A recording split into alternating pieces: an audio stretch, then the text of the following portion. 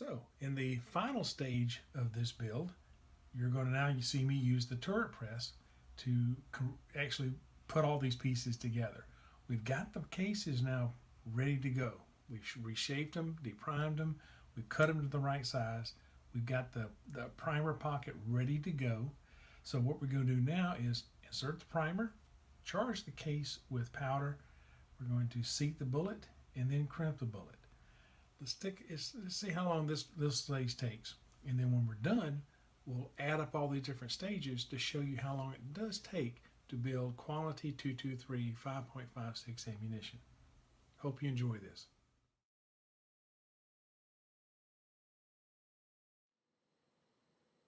In this next step, let's set up the Lee Auto Disc powder measure, which is the tool I use on my turret press. I'm going to be using Hodgdon H335 powder, and a real good way of obtaining the right load data is to go to the Hodgdon website, hodgsonreloading.com. They have a nice tool here that will allow you to use their website to calculate the right starting and ending pressure or powder measures. So I'm going to choose the 223 Remington. My bullet weight in this load is going to be 55 grains, and I'm using the Hodgdon H335 powder. Once I click on Get Data, it's going to bring up the data that they recommend for this powder, for this cartridge, and this bullet weight. You'll see the case overall length is 2.2 inches. The starting grains is at 23, and the maximum load is 25.3. I found that I do not like to load the maximum. My guns don't particularly care for them. They like a little bit less. I'm going to load mine with 24 grains of powder. But you'll see the beginning, the starting load, and the maximum load they recommend for their powder. So the next step is we're going to calculate the volume that we're going to need for this load, so we can then set up the powder measure disc accordingly. For this, I have set up a little spreadsheet. So we're going to now enter the number of grains that I anticipate that I want to use. Then I'm going to use the volume measurement density, which is found on the chart that Lee provides with the Auto Disc powder measure. And for the H335 powder, the VMD is 0.0645. That makes the total volume that I'm going to load 1.548 cc's. I then refer to the chart that Lee provides, and I now know what two discs to put together in order to form the 1.545. Actually, I'm going to do 1.55. According to their chart, I'm going to need a 95, a 0.95, and a 0.61. So I'm going to put those two discs together, insert them into the powder measure, and run that through, verifying it with my scale. Well, let's do the final stage of the build here for the 5.56 caliber. I mentioned in my calculations for the auto measure here, the auto disc powder measure, that I was going to do the two disc system, and I was going to use 0.95 and 0.61 disc that were combined. That's where you take two of these discs and you combine them together to form the right amount of volume for powder for the measure that goes into this device here. Well, I was going to use a 0.95 and a 0.61. When I did that and tested it and set it up, there was just too much powder coming out. I measured in my scale. The scale was showing it that the powder load was too heavy. So I recalculated, and I came up with I'm going to use a 0.88 and a 0.66 disc. So that lessened the load somewhat and allowed me to measure that again, and it came out right. So I'm satisfied with that. I'm going to show you how you do that so that you can measure the powder before you start loading.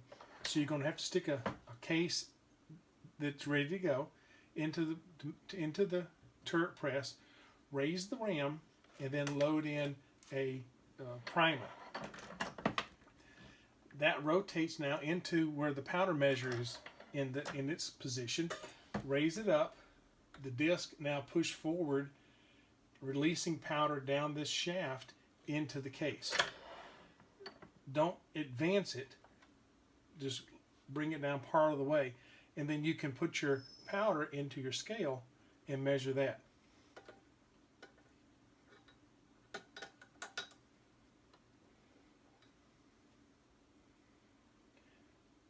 Now that's going to come out as close as I can get it using these two disc system. So we have that now. I'm going to put this back in, and I'll do another one, because this is what you're going to do to make sure that your powder load is not too heavy.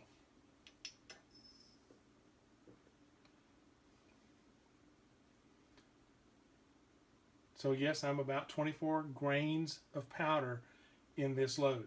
So now I can go ahead and begin the process.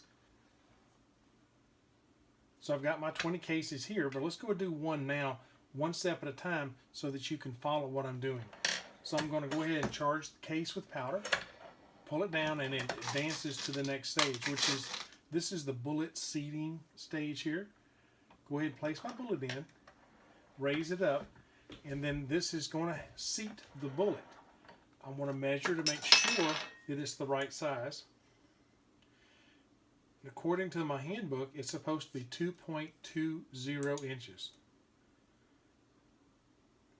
And that's exactly where we are. So this is set proper. Had it not been, I would have turned this knob here to do the micro adjustment to get it to the right length. So this case is ready now to go. Oh, sorry, one more step. Advance it back down and then bring it back up, and then this will now crimp the bullet into the case. So now this is a completed cartridge.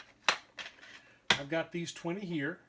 Let me go ahead and start the timer, and we will time how long it takes me to prime, charge, seat, and crimp 20 cases. Here we go.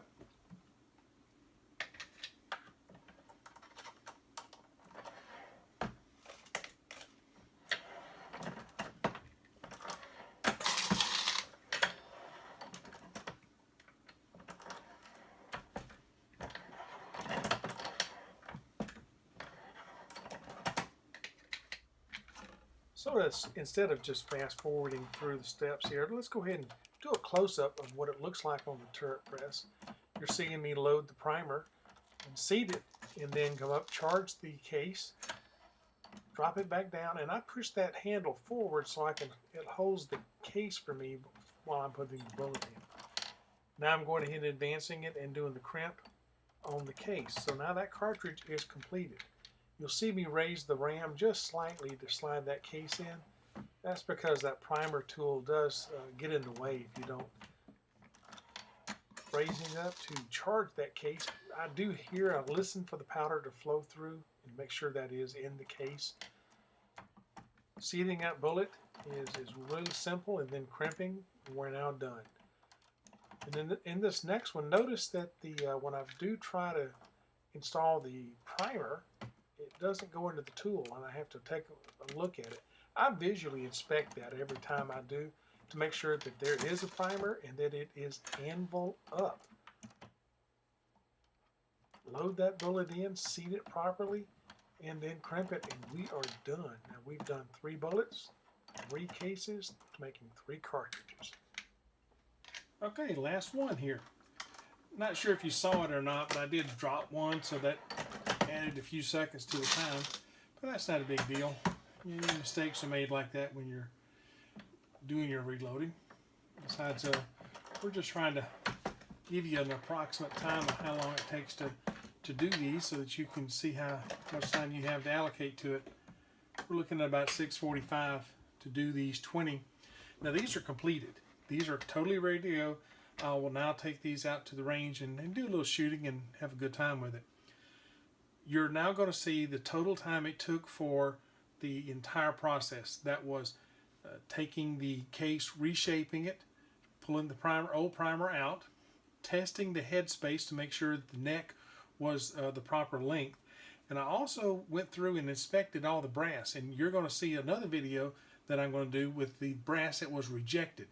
I did have some that did not make the cut because of dents and dings, and the neck was crushed. I had some others that did not headspace properly after going through the resizing process.